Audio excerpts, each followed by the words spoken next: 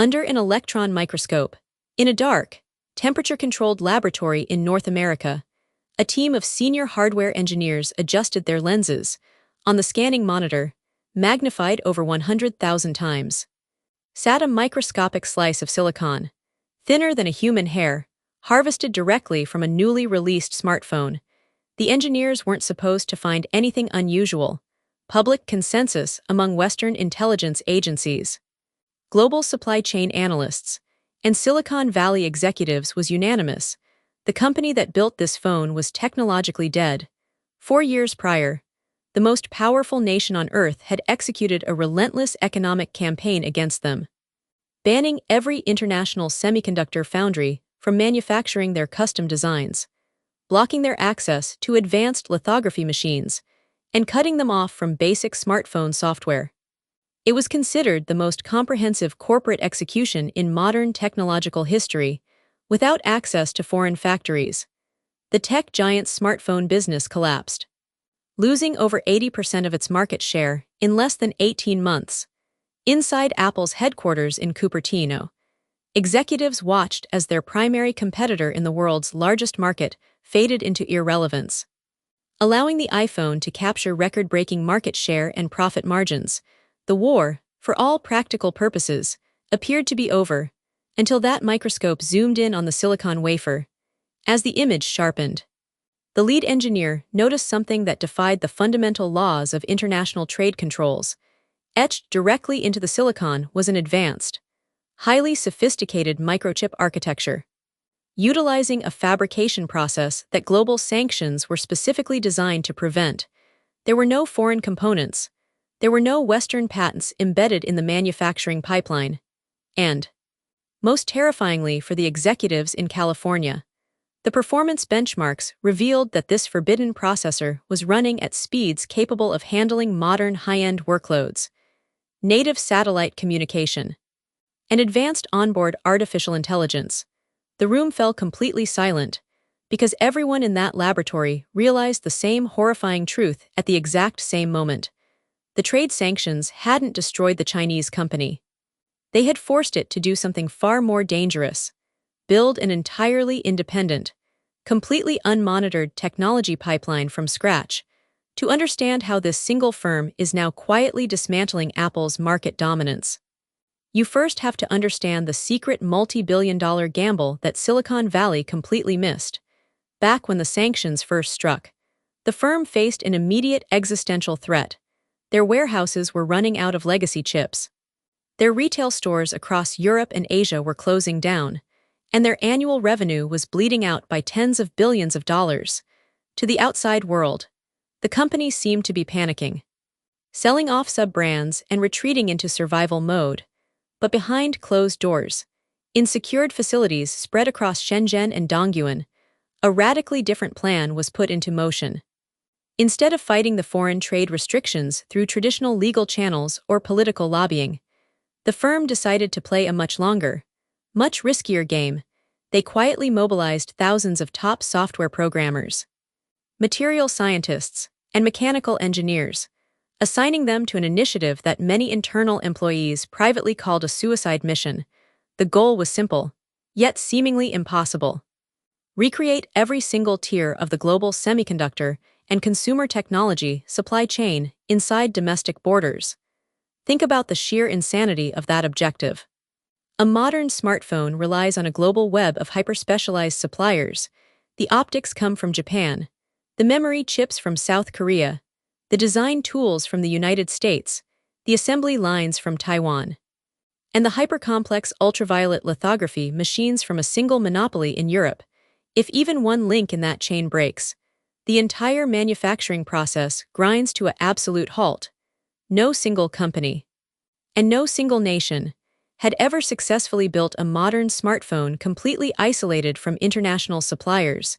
Yet, week after week, month after month, while Western media outlets published obituaries for the firm, billions of dollars were quietly funneled into local research institutes, bankrupt component factories, and experimental silicon labs. The public saw nothing. For nearly 3 solid years, there were no major flagship announcements, no groundbreaking product launches, and no public statements regarding their silicon progress. Industry experts assumed the company was limping along on old inventory, surviving solely on government enterprise contracts and low-margin networking equipment.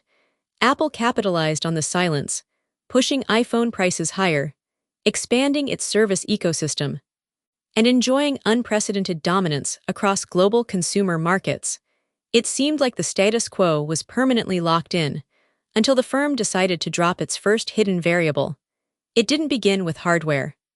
It began with a silent software update pushed to tens of millions of legacy devices sitting in user hands, when Google was forced to revoke the firm's license to its core mobile services. Everyone expected the company's users to abandon their devices for iPhones or competing Android models. Without the standard App Store, a modern smartphone becomes virtually useless to the average consumer. Instead of building a cheap software skin over existing systems, the firm introduced a completely new, microkernel-based operating system that had been sitting in development for years. At first, industry analysts dismissed it as a crude, emergency replacement. They argued that no one could build a viable software ecosystem from scratch to compete with the decade-long dominance of iOS and Android. Where would the developers come from? Why would app creators port their software to an unproven platform with a shrinking user base? What the analysts failed to see was the strategic trap the firm had laid out. The new operating system wasn't just designed for mobile phones. It was built from the ground up to run on literally anything with a circuit board: electric vehicles, smart home appliances, industrial sensors, tablets, and wearable tech. While Apple was busy trying to keep users locked inside its high-priced hardware bubble, this company was quietly weaving its software into the physical infrastructure of everyday life across the East. Suddenly, controlling a smart car, managing a home energy system, and paying for daily groceries didn't require an iPhone. It required an ecosystem that Apple couldn't touch, couldn't tax, and couldn't shut down within months. Domestic software developers were forced to choose: keep building exclusively for Western platforms, or adapt to the massive, fast-growing domestic network that was taking over every consumer touchpoint in the region. The momentum shifted almost overnight. Millions of app creators began optimizing their software natively for the new operating system, creating a seamless, ultra-fast user experience that felt distinct from both Android and iOS. The software cage Apple had used to lock in customers for over 15 years began to show its very first major cracks.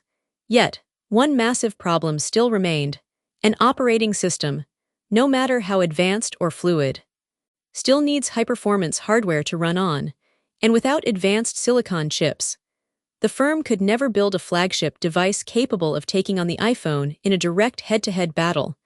That brings us back to that dark laboratory, and the microscopic wafer resting under the electron lens, when teardown experts finally deciphered the internal architecture of the new chip. They discovered something that sent shockwaves through the semiconductor market. To bypass international trade bans on advanced manufacturing tools, the firm's engineering teams hadn't created a brand new physical process. Instead, they had taken older, less advanced manufacturing equipment and completely re-engineered the optical alignment processes, using clever, multi-patterning techniques to push the legacy machinery far beyond its theoretical limits. It was inefficient. It was absurdly expensive. It resulted in lower initial manufacturing yields than traditional Western methods. But it worked. For the first time in history, a high-end, multi-core mobile processor with integrated fifth-generation cellular connectivity was produced entirely outside the reach of foreign sanctions. The day the phone powered by this chip went on sale, there were no massive billboard campaigns, no international PR blasts, and no advance review units sent to Western tech journalists. The device simply appeared on store shelves. Within 48 hours, stores across major metropolitan cities were completely cleaned out. Long lines formed outside retail locations, echoing the iconic iPhone launches of the late 2000s. Consumers weren't just buying a new phone, they were buying a symbol of domestic technological resilience, a tangible proof point that their local industry could not be crushed by foreign economic policy. The financial fallout for Apple was immediate and devastatingly quiet. In key international markets where Apple had enjoyed near-total market expansion for half a decade, iPhone sales began to experience double-digit declines. Quarterly earnings reports revealed a sudden, uncomfortable reality. Consumers were abandoning high-priced Western luxury devices and returning to the brand they thought had been eliminated. To make matters worse, Apple's massive supply chain, built over 30 years of precise operational optimization, found itself in an increasingly precarious position.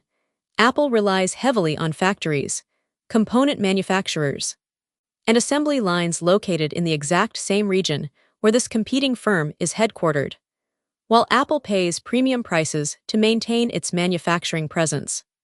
Its rival is actively securing priority access to raw materials, domestic fabrication facilities, and localized logistics networks. The margins that made Apple the most valuable corporation on Earth are suddenly under direct pressure. If Apple raises prices to cover rising supply chain costs, it risks losing even more market share to a domestic competitor offering equivalent performance at a lower price point. If Apple lowers prices to stay competitive, its legendary profit margins collapse, triggering panic among Wall Street investors. It is a classic operational dilemma with no easy way out, and the threat is no longer contained to a single country. With its domestic supply chain fully secured, the Chinese giant is now quietly expanding its footprint into emerging economies across Southeast Asia, Africa, Latin America, and the Middle East. These are the regions where the next 2 billion smartphone users will come from over the next decade. In these markets, Apple's premium pricing model has always struggled to gain mass traction by offering low-cost, high-performance hardware tightly integrated with an independent software ecosystem. The company is building an unassailable foothold in the developing world. They are setting up the global infrastructure of the future. While Western giants remain focused on extracting maximum profits from mature, saturated Western markets, remember that central question the hardware engineers asked when they first zoomed in on that forbidden chip. How do you stop a competitor that grows stronger every single time you try to restrict them? The answer, as Silicon Valley is now discovering, is that you can't, by attempting to cut this company off from the global economy. International regulators didn't kill it. They removed its dependencies. They forced a sleeping giant to build its own software, its own silicon, its own factories, and its own global distribution channels. Today, Apple isn't just competing against another smartphone manufacturer. It is competing against a parallel digital universe, one that operates entirely outside of Cupertino's control, runs on independent silicon, and is quietly swallowing market share, one region at a time.